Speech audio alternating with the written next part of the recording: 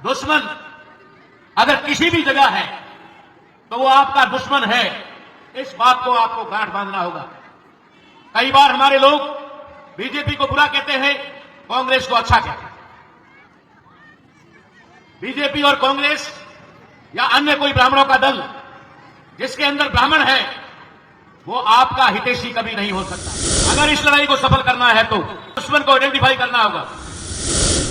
अगर भारत के indigenous people, Bharat के मूल निवासी लोगों को, भारत के आदिवासियों को अगर कोई गुलाम बनाकर रखना चाहता है तो वो बाहरी विदेशी यहूदी है। यहूदियों की अलग नस्ल है, भारत के मूलवंशियों की अलग नस्ल है। ये दो नस्लों की लड़ाई है। बहुसंख्यक समाज को छोटे छोटे टुकड़ों में विभाजित करते हैं, छोटे छोटे टुकड़ों में बांटते हैं और बांट करके आपस में लड़ाते हैं। जब हम आपस में लड़ते हैं तो दुश्मन मजबूत हो जाता है। आपस में लड़ना बंद करना पड़ेगा और दुश्मन को टारगेट करके दुश्मन से लड़ना शुरू करना पड़ेगा। हम लोगों ने जब जागृति काम किया तो लोगों को लगा कि अब ये वोट देने वाले लोग नहीं है, तो उन्होंने आपका वोट चोरी करने का काम शुरू किया, आपके वोट को चुराना शुरू किया। वोट को चुराने के लिए उन्होंने ईवीएम मशीन का उपयोग किया। खत्म हो गई तो आप गुलाम और भिखारी के सिवाय कुछ नहीं हो। ये लड़ाई हमारी आखिरी लड़ाई होनी चाहिए। हमारे बच्चों को हम सुरक्षित देखना चाहते हैं तो ये लड़ाई हमें लड़नी होगी, जान की परवाह किए बिना लड़नी होगी। जनता का प्रतिनिधि चुनना होगा। जनता का प्रतिनिधि का मतलब इंडिपेंडेंट, स्वतंत्र प्रत्याशी, यानी निर्दलीय, जो किसी दल से ना हो, ऐसे लोगों को चुन करके आपको पार्लियामेंट में भेजना होगा। वे लोग जब आपके द्वारा चयनित और फिर आपके द्वारा चुने जाएंगे, यानी उनका सिलेक्शन और इलेक्शन दोनों ही जब आपके हाथ में होगा, तो जो प्रतिनिधि आपके सिलेक्शन और इलेक्शन से वहां पर जाएगा वो आपकी आवाज उठाएगा। और जिसको अगर आप राजनीतिक पार्टियों वालों को भेजोगे तो वहां जाकर के राजनीतिक पार्टी के इशारे पे काम करेगा। राजनीतिक पार्टी बोलने का अनुमति देगी नहीं और वो बोल पाएगा नहीं। इसलिए साथियों, हम लोगों को इस राजनीतिक पार्टियों से बाहर आना पड़ेगा। अगर इस लड़ाई को सफल करना है तो पहला मैंने आपको बताया कि दुश्मन को आइडेंटिफाई करना होगा, और दुश्मन आइडेंटिफाई हो गया है। पूरी दुनिया के सामने हमने उसको एक्सपोज कर दिया है कि भारत के अंदर अगर भारत के इंडिजीनियस पीपल, भारत के मूल निवासी लोगों को, भारत के आदिवासियों को अगर कोई गुलाम बनाकर रखना चाहता है तो वो बाहरी विदेशी यहूदी है। यहूदियों की अलग नस्ल है, भारत के मूलवंशियों की अलग नस्ल है। ये दो नस्लों की लड़ाई है। वो संख्या में कम है, उनके पास संख्या बल ना होने की वजह से वे हमारे बहुसंख्यक समाज को छोटे छोटे टुकड़ों में विभाजित करते हैं, छोटे छोटे टुकड़ों में बांटते हैं और बांट करके आपस में लड़ाते हैं। जब हम आपस में लड़ते हैं तो दुश्मन मजबूत हो जाता है। इसलिए हमें आपस में लड़ना बंद करना पड़ेगा और दुश्मन को टारगेट करके दुश्मन से लड़ना शुरू करना पड़ेगा। इसलिए आप लोगों को दूसरी बात, पहली दुश्मन का आइडेंटिफिकेशन करके उससे लड़ना। दूसरा, दुश्मन अगर किसी भी जगह है तो वो आपका दुश्मन है, इस बात को आपको गांठ बांधना होगा। कई बार हमारे लोग बीजेपी को बुरा कहते हैं, कांग्रेस को अच्छा कहते हैं। बीजेपी और कांग्रेस या अन्य कोई ब्राह्मणों का दल जिसके अंदर ब्राह्मण है वो आपका हितैषी कभी नहीं हो सकता। ये बात आपको गांठ बांधनी होगी। अगर कोई ये मान ले कि जहर को अगर सोने की थाली में परोस दिया जाए तो वो अमृत बन जाएगा, तो ये आपकी सबसे बड़ी भूल होगी। जहर चाहे चांदी की थाली में परोसो, चाहे सोने की थाली में परोसो, जहर जहर ही होता है और वो अपना असर करके ही रहता है। इसलिए आप लोगों को सावधान होना पड़ेगा कि आपका दुश्मन अगर किसी भी पार्टी में है तो उस पार्टी से आपको बचना होगा। चाहे वो हमारे क्षत्रिय दल भी हो, और अगर उनमें ब्राह्मण है और ब्राह्मण अगर उन पार्टियों को कंट्रोल कर रहा है तो हमें उनको भी त्यागना होगा। इसलिए दूसरा सिद्धांत, पार्टियों को त्यागना होगा। और तीसरी बात, आज हमारे दुश्मन ने यह देख लिया है कि आज चरण बेसरा जी, पीयूष गोयल जी और जो हमारी युवा टीम है और आप लोग जो बैठे हुए लोग हैं, ये यहां रात के समय में ऐसे ही बैठे हुए लोग नहीं हैं। ये लोग जागृत लोग हैं, ये लोग कुछ सीखना चाहते हैं, ये लोग कुछ जानना चाहते हैं, ये लोग अपने बच्चों के लिए कुछ करना चाहते हैं, इसलिए रात को यहां पर बैठे।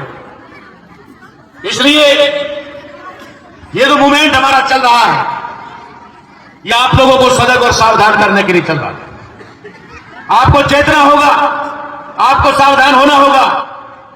हमारे दुश्मन को पता लग गया है कि इन लोगों की वजह से समाज में काफी कुछ जागृति आ गई है, और इस जागृति की वजह से आज ये लोग हमें वोट नहीं देंगे, हमें वोट नहीं करेंगे।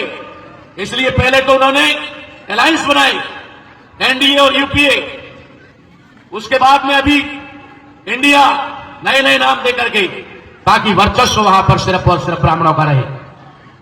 ब्राह्मणों के वर्चस्व से कोई भी दल बाहर ना जाए, कोई भी राजनीतिक पार्टी अछूती ना रहे, इसके लिए वो अलायंस बनाते हैं और अलायंस बना करके हमारे लोगों को उसमें शामिल कर रहे हैं। तो हम लोगों ने जब जागृति का काम किया तो लोगों को लगा कि अब ये वोट देने वाले लोग नहीं हैं, तो उन्होंने आपका वोट चोरी करने का काम शुरू किया, आपके वोट को चुराना शुरू किया। वोट को चुराने के लिए उन्होंने ईवीएम मशीन का उपयोग किया। ईवीएम मशीन के माध्यम से आज आपका वोट चोरी हो रहा है। आज पूरे देश के अंदर ईवीएम मशीन के ऊपर बहुत बड़ा देश के अंदर आंदोलन चल रहा है। हर व्यक्ति जो जागृत है, जो अंधभक्त नहीं है, जो उनका गुलाम नहीं है, जो अपने महापुरुषों की विचारधारा को जान चुका है, ये सारे लोग ईवीएम मशीन का विरोध कर रहे हैं। बहुत सारे राजनीतिक दल भी ईवीएम का विरोध कर रहे हैं, लेकिन जो सत्ता पर काबिज है वो दल और उनके सहयोगी दल कह रहे हैं कि ईवीएम से ही चुनाव होगा। अरे जब देश की जनता कह रही है कि वोट हमारा है और हमें देना है, तो हम ईवीएम से नहीं देंगे, हम बैलेट पेपर से देंगे, हम मतपत्र से देंगे, तो तुम्हें क्या ऐतराज है? अगर तुम ईमानदार हो, तुम सच्चे हो, तो ईवीएम से और मतपत्र से वोट करवाने में क्यों फर्क महसूस कर रहे हो? अगर तुम ये कह रहे हो कि 370 सीट हम ले आएंगे और हमारा गठबंधन 400 पार करेगा, मैं कहता हूं 400 नहीं, आप 500 पार कर लो, लेकिन ईवीएम मशीन हटा करके बैलेट पेपर से चुनाव करवा लो और फिर देखते हैं कि कितने पार करते हो। ये ईवीएम मशीन उनका एक हथियार है आपका वोट चुराने का। आप चाहे वोट किसी को भी दो, मशीन जिसको चाहेगी या जिस पे सेट की हुई होगी, परसेंटेज के आधार पर वोट उतर जाएगा। उसका परसेंटेज फिक्स है, किस कैंडिडेट को कितना परसेंट वोट मिलना चाहिए, ये मशीन में सेट हो जाता है पहले से ही। इसलिए वो ईवीएम मशीन पर भरोसा करके कहते हैं कि हम लोग 370 और 400 पार लाएंगे। जब इसका विरोध बड़े पैमाने पे होने लगा, सुप्रीम कोर्ट के वकील, सुप्रीम कोर्ट के जज, प्रोफेसर, सामाजिक संगठन, राजनीतिक संगठन, सारे के सारे लोग जब जंतर मंतर पे या फिर कहें कि दिल्ली पर या देश के बड़े बड़े महानगरों में अगर वे लोग प्रोटेस्ट कर रहे हैं, ईवीएम का विरोध कर रहे हैं, उसके बावजूद भी ईवीएम हटाने वाले लोगों के लिए या जिनको हटानी चाहिए, वे लोग सिर्फ ये कहकर टाल रहे हैं। आपकी जानकारी के लिए बता देना चाहता हूं कि अभी अभी ईवीएम के विरोध में सुप्रीम कोर्ट में एक याचिका दायर की गई। उससे पहले विधानसभा के चुनावों में सुप्रीम कोर्ट के एक वकील ने चीफ जस्टिस ऑफ इंडिया के सामने एक याचिका, एक रिट दायर की और कहा कि ईवीएम मशीन से घोटाला होता है और ईवीएम मशीन के खिलाफ 17,000 कंप्लेंट चुनाव आयोग के पोर्टल पर पड़ी है, लेकिन चुनाव आयोग ने उन पर ध्यान न देकर के चुनाव करवाया। सुप्रीम कोर्ट ने यानी सीजीआई ने उनको यानी चुनाव आयोग को नोटिस भेजा। जैसे ही नोटिस गया तो उसने अपने अकाउंट से पूछा कि अब क्या जवाब दिया जाए, तो उनके अकाउंट ने कहा कि ये बोल दो कि बैलेट पेपर से चुनाव होने से बूथ कैप्चरिंग का खतरा बढ़ता है। अरे अगर बूथ कैप्चरिंग का खतरा बढ़ता है तो ये चुनाव की आचार संहिता लगने के बाद पूरा का पूरा तंत्र चुनाव आयोग के अधीन होता है, चुनाव आयोग ही सर्वोसर्वा होता है, तुम्हारे पास सारी सुरक्षा एजेंसियां होती है, बूथ कैप्चरिंग कैसे होगा? अपनी नालायकी खुद पेश करना चाहते हो। उसके बाद में संसद के अंदर एक बिल पास किया गया और चुनाव आयोग को सुप्रीम कोर्ट के समकक्ष कर दिया कि अब सुप्रीम कोर्ट चुनाव आयोग को नोटिस नहीं भेज सकता। फिर एक रिट लगाई गई, याचिका फिर दायर हुई, उसकी सुनवाई होनी थी। उससे पहले सुप्रीम कोर्ट के रजिस्ट्रार ने चीफ जस्टिस ऑफ इंडिया को ही उस बेंच से बाहर कर दिया। ये छोटी छोटी नहीं, बहुत बड़ी बड़ी बातें बता रहा हूं। सीजीआई को बाहर कर दिया। उधर चुनाव आयुक्तों ने इस्तीफा दे दिया। चुनाव आयुक्तों ने इस्तीफा दिया, नए चुनाव आयुक्तों की नियुक्ति करनी थी। नियुक्ति के अंदर प्रधानमंत्री, विपक्ष का नेता और चीफ जस्टिस ऑफ इंडिया, ये 3 मेंबर होते हैं। उन्होंने चीफ जस्टिस ऑफ इंडिया को बाहर कर दिया और उसकी जगह प्रधानमंत्री, एक मंत्री और एक विपक्ष का नेता। अरे जब 3 लोग होते हैं तो 2 बहुमत में होते हैं, एक प्रधानमंत्री और एक उसका मंत्री। अगर ये 2 बहुमत में हो गए तो फिर तीसरे को रखने की आवश्यकता क्या है? ये गेम चल रहा है, ये इस देश के अंदर मनमानी चल रही है। आपके अधिकारों का हनन करने के लिए आपके साथ में जबरदस्ती हो रही है। अगर अभी भी नहीं चाहते तो 2024 में अगर वो खेला कर जाएंगे और उस खेले में आपका संविधान खत्म कर दिया जाएगा, बदल दिया जाएगा, मनुस्मृतियों को लागू कर दिया जाएगा और उसके बाद हो सकता है ये आपका आखिरी एनुअल फंक्शन हो, क्योंकि 24 में बनने वाली सरकार आपके लाउड स्पीकर बोलने के ऊपर पाबंदी लगा सकती है। संविधान खत्म हो जाएगा तो आपके विचारों की अभिव्यक्ति खत्म हो जाएगी। आप कोई सम्मेलन नहीं कर पाएंगे, आप कोई संगठन रजिस्टर्ड करवा के नहीं चला पाएंगे। अगर इस प्रकार से आपके संवैधानिक अधिकार खत्म हो गए तो आप गुलाम और भिखारी के सिवाय कुछ नहीं हो। इसलिए इतना दूर से चल करके आपके बीच में आने का मकसद ये है कि आप लोग इन बातों को गंभीरता से लें। ये लड़ाई हमारी आखिरी लड़ाई होनी चाहिए।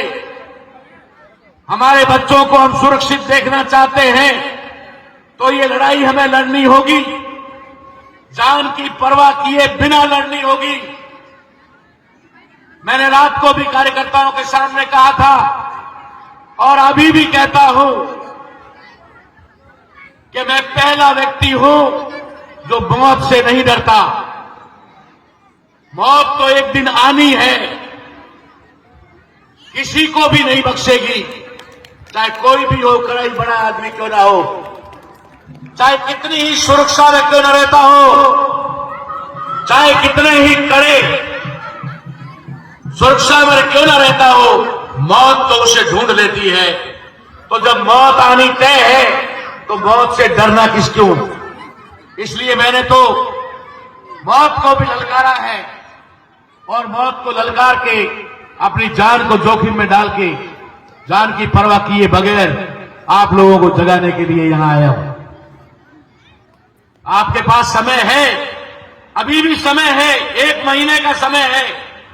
1 महीने के अंदर जो इस देश में होने जा रहा है उसके अंदर आप मतदान नहीं करें, मताधिकार का प्रयोग करें।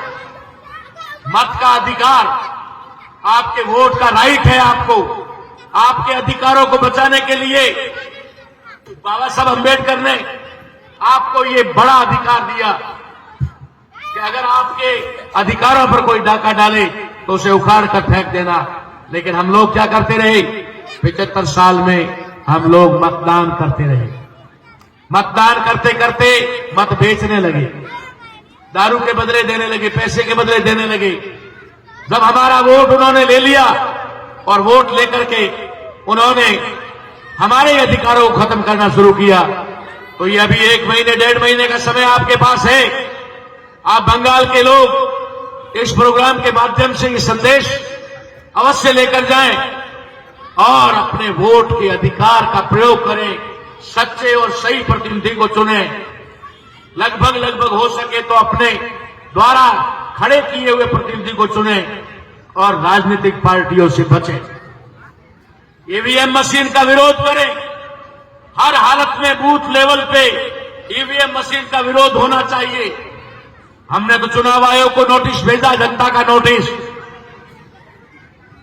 कहा है कि अगर बैलेट पेपर से पोलिंग पार्टियां आएगी तो उनका स्वागत होगा फूल मालाओं से, ढोल थाली गाजे बाजे के साथ में उनका स्वागत करेंगे। और अगर ईवीएम मशीन लेकर के आए तो पहले तो हाथ जोड़कर विनती करेंगे वापस चले जाएं।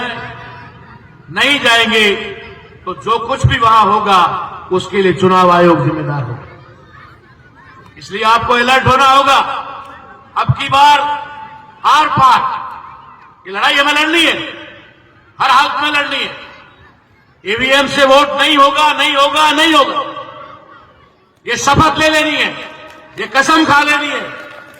और अपने आसपास जो नादान लोग हैं, जो नासमझ लोग हैं, थोड़े भोले भाले लोग हैं, जो दुश्मन के झांसे में हैं, उनको भी समझाना है कि भाई जब तुझे वोट देने में कोई ऐतराज नहीं है, हम तेरे को नहीं कहते कि तू वोट बीजेपी को मत देना, तू वोट कांग्रेस को मत देना, तू वोट जो है टीएमसी को मत देना, तेरी मर्जी पड़े उसको देना, हम रोकते नहीं है। लेकिन बैलेट पेपर से वोट देने में ऐतराज क्या है? अपने भाई को समझाओ, अपने पड़ोसी को समझाओ, वो दुश्मन के झांसे में है, उसे बाहर निकालो। ये आपको करना होगा। आप ऐसा करेंगे। बात काफी लंबी हो गई है, मैं यहीं पर बात को विराम देता हूं। प्रोग्राम काफी लंबा है, आगे चलेगा। आप लोग शांति बना करके बैठे रहें, फिर मिलेंगे, आपसे बात करेंगे अगर संविधान बचा और जान रही तो। मूल निवासियों के हक अधिकारों के लिए देश में हो रहे जन आंदोलन की प्रत्येक गतिविधियों की जानकारी के लिए मूल निवासी जन आंदोलन यूट्यूब चैनल को सब्सक्राइब करें, घंटी के निशान पर क्लिक करें। वीडियो को ज्यादा से ज्यादा लोगों तक पहुंचाने के लिए वीडियो पर लाइक, शेयर और कमेंट भी जरूर करें। धन्यवाद। जय हो मूल निवासी, जय भीम, जय मूल निवासी, जय भारत, जय संविधान।